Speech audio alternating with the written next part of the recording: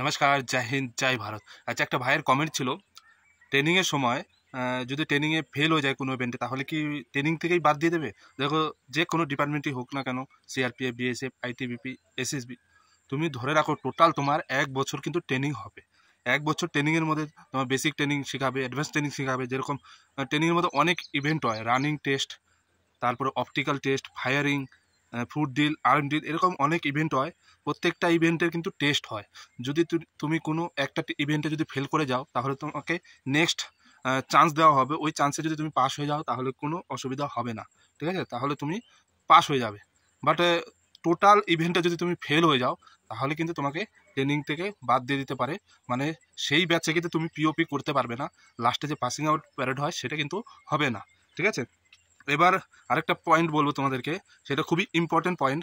ট্রেনিংয়ের সময় যদি তোমার হাত পা ভেঙে যায়, বাই চান্স অপটিক্যাল করতে হয়, ধরো বাই চান্স তুমি পড়ে গেলে, ঠিক আছে, হঠাৎ করে তোমার হাত পা ভেঙে গেলো, তাহলে কিন্তু তোমাকে ট্রেনিং থেকে বাদ দিয়ে দিতে পারে। তোমার যদি পা ভেঙে যায়, হাত ভেঙে যায়, তোমাকে ডক্টরের কাছে পাঠাবে। ডক্টর যদি লিখে দেয় আনফিট, তাহলে কিন্তু তোমাকে পুরো ট্রেনিং থেকেই বাড়ি পাঠিয়ে দেবে। যদি আনফিট বলে দেয়, তাহলে কিন্তু ট্রেনিংয়ের সময় তোমাকে আর রাখবে না, তোমাকে বাড়ি পাঠিয়ে দেবে। বাকি ট্রেনিংয়ের সময় যদি তুমি ফেল হও, তোমাকে চান্স দেওয়া হবে, অনেকবার চান্স দেওয়া হবে। যদি তুমি পাস হয়ে যাও, তাহলে সেই বছরই তোমার পিওপি হয়ে যাবে। তা না হলে নেক্সট ব্যাচ যখন ভর্তি হবে, তখন কিন্তু তোমার তাদের সাথে আবার ফুল ট্রেনিং করতে হবে। দেখো, একটা দুটো ইভেন্টে যদি ফেল করো, নো প্রবলেম, তোমাকে পাস করে দেবে। কিন্তু টোটাল ইভেন্টে যদি তুমি ফেল করে যাও না, তাহলে কিন্তু পাস করানো মুশকিল আছে। আর 1 বছর ট্রেনিংয়ের মধ্যে বেশিরভাগ ক্যান্ডিডেট কিন্তু যদি টিকে থাকতে পারে, তাহলে সবাইকেই পাস করে দেয়। কিন্তু তোমাকে টিকে থাকতে হবে। আর তোমাদের একটা কথাই বলবো, ট্রেনিংয়ের সময় খুবই সাবধানে সতর্কতাভাবে কিন্তু ট্রেনিং করতে হবে।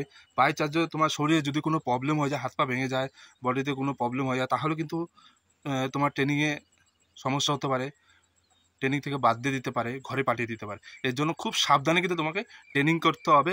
জোশের সাথে হোশ সবসময় থাকতে হবে। বোঝাতে পারলাম? ভিডিও যদি ভালো লাগে, ভিডিওটি লাইক করো। এরকম ভিডিও পাওয়ার জন্য কমেন্ট করো, ঠিক আছে? তোমাদের যদি কোনো প্রবলেম থাকে, সেটা কমেন্ট করতে পারো। যখনই আমার সময় হবে, তখন কিন্তু আমি ভিডিওর মাধ্যমে তোমাদেরকে জানিয়ে দিই। সবাই ভালো থেকো, সুস্থ থেকো। জয় হিন্দ, জয় ভারত।